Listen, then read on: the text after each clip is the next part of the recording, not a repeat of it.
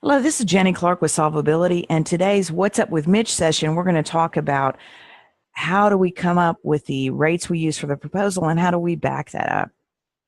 So Mitch is a small business in government contracting, and he's pretty much figured out how to get the work coming in, but now he's really looking at, okay, I want to keep growing. I need to grow profitably so that I have cash flow from profit plus my resources maybe from a line of credit so that I can grow as fast as possible. And maybe that's his objective. Sometimes people have a different one. But regardless of what it is, you have an underlying model that you should be using to be successful in federal contracting. So Mitch's question today is, how do we show how we came up with the rates we use for that proposal? Mitch, as usual, is a bottom line kind of guy. He says to me, Jenny, I just want it all to work. Here's what I'm going to be measuring against. Here are the 3 questions that I need to know the answer to. What kind of backup do we have to show DCAA for the proposal audit? Great question, Mitch. Is it DCMA or DCAA? Always questioning that. Do we have to use the bid rates based on last year's actual indirect rates? Going to talk about some options on that. Using what we had last year is certainly one of the possible answers. And the third question that Mitch has for us today is, how do we speed things up so they can go ahead and award the contract? That's what we all want. So let's talk about Mitch's question one by one. What kind of backup do we have to show DCAA for the proposal audit? So some contracts or some proposals have a DCAA audit if they're big enough. Others might have a DCMA review. The responsibilities between DCMA and DCAA have been shifting, and DCAA is more of the after effect type reviews, and DCMA is more of, how is this company running? What have they got? Can we back up their bid? So as far as what kind of backup, it really depends on who has called you and what they're asking for. But the common practice that I've seen most recently is that DCMA will contact you and say, hey, we've got this proposal come in. We've been asked to take a look at it. When can we come out and take a look at your rates? Sometimes they're going to do it with back and forth on email. Sometimes they'll actually come to your office and take a look. The most typical thing they'll ask for as backup is a copy of how you calculated your indirect rates. That will show your fringe, your overhead, and G&A calculations. They'll just call it indirect rates or your indirect rate spreadsheet. Sometimes they'll call it pricing spreadsheet. Sometimes it was part of the proposal.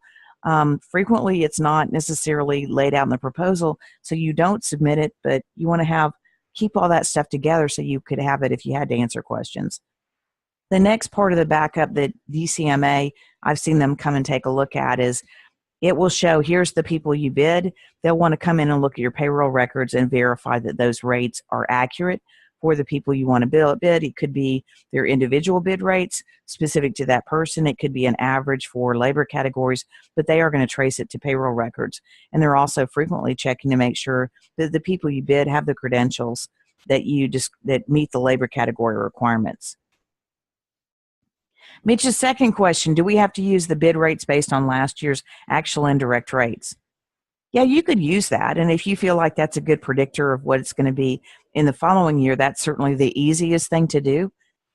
If your bid rates or your actual rates last year were unusually high, which sometimes happens due to things completely out of your control, maybe a contract that you expected to start in October didn't start until December, that affected your revenue, that affected the amount of costs that your indirect rates could be spread over. So sometimes you don't want to use last year's indirect rates. What we recommend at Solvability is that you have an indirect rate model that shows, here I am, here's what I was at the end of last year, here's where I predict and budget myself to be in the coming year, and every month you would update as you close the month, here's my actuals, and you would adjust the future periods to see where you're going to end up. That really is the best way to look at it, so that every single month you look and see whether you're on track or not. You don't have to use the bid rates based on last year's bid rates. If you had something that's going to double your company, you could actually have what's called impacted rates. And with that, what I usually work with people on is have a indirect rate model that has a what if, so they can see real quickly, if I added 10 people, I'd have to think about their pay. I'd have to think about their fringe benefits, but I'm not going to have much increase in my overhead costs, not going to have much increase in my G&A cost, and that could actually make my overhead and G&A rates more competitive. Mitch's third question is, how do we speed things up so then go ahead and award the contract? Man, if I had the answer to that, I would love to share it with you. Sometimes you can and sometimes you can't. The main thing to be doing is communicating with those customers and find out what they need. Make sure that you get it as quickly as possible. Follow up with the person that came to talk to you and say, hey, you did that little audit. I haven't heard back from you. Did we provide what we need? What is kind of the timeline for getting this done?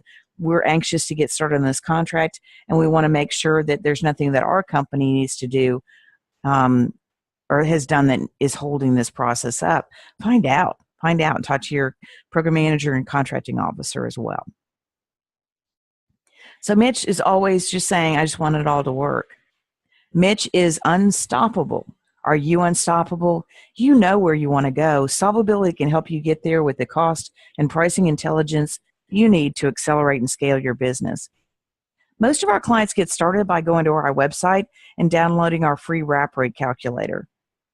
So wrap rate calculators really there's percentages in there to show you one method to calculate your indirect rates, or actually you change the indirect rates in the model. I've got a little explanation in there, and you can see what your wrap rates are, but you also need to know what your real indirect rates are for fringe, for overhead, and G&A in order for it to work. Also, there's more than one way to calculate wrap rates. A wrap rate is really your fully burdened labor rate, usually with your profit or fee. Another way to look at it is people will call this a multiplier. Yeah, our multiplier is 1.7, but if we can't bid 1.5 or below, we're not going to get it.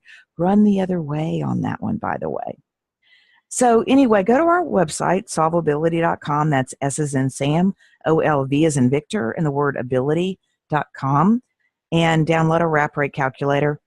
But if you got something more urgent, something that's more concerning, and you need some services that we could provide, send me a text. My mobile number is 256-882-6276, and we can set up a call. We'll talk about it and see what you need and how we might be able to help you.